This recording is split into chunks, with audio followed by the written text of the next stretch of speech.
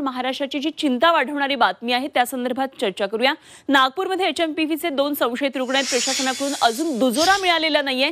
7 आणि 14 वर्षांच्या बालकांना एचएमपीव्हीची लागण झाल्याचा हा संशय आहे।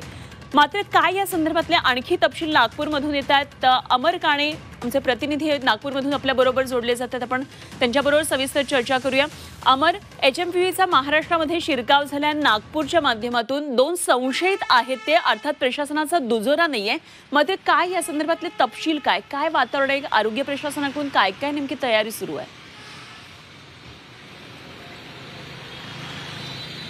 खरं तर 2 दिवसांपासूनच आरोग्य विभाग जो आहे संपूर्ण सतर्क आहे आणि आता हे जे 2 बालक आहेत 7 आणि 14 वर्ष वयोगटाच्या दरम्यानचे हे दोन्ही बालक आहे हे एचएमपीव्ही संशयित म्हणून त्यांच्याकडे पाहण्यात येत आहेत। त्यांचे जे सॅम्पल्स आहे ते रिपोर्ट जे आहे ते एम्सला पाठवण्यात आले आहे। प्रशासनाकडून अजूनपर्यंत कोणताच दुजोरा देण्यात आलेला नाही। जिल्हाधिकाऱ्यांनी सध्या नकार दिलेला या बाबतीत, पण जी प्राथमिक जी माहिती मिळते आहे त्या अनुरूप की हे दोन्ही बालक जे आहेत ते संशयित आहेत। त्यांची योग्य प्रकारे त्यांच्यावर उपचार सुरू आहे। एका प्रायव्हेट रुग्णालयात, खासगी रुग्णालयामध्ये त्यांच्यावर उपचार सुरू असल्याची माहिती आहे आणि एकूणच त्यानंतर प्रशासन पूर्णपणे अलर्ट मोडवर आहे आणि त्यांच्या जो सॅम्पल जे पाठवलेले आहेत त्यांच्या रिपोर्टची सर्वजण प्रतीक्षा आता करत आहे। अनुपमा, ठीक, अमर, धन्यवाद दिलेले या सगळ्या सविस्तर माहितीसाठी आणि वेळोवेळी अपडेट आपल्याकडून जाणून घेत राहू। तुर्तास धन्यवाद।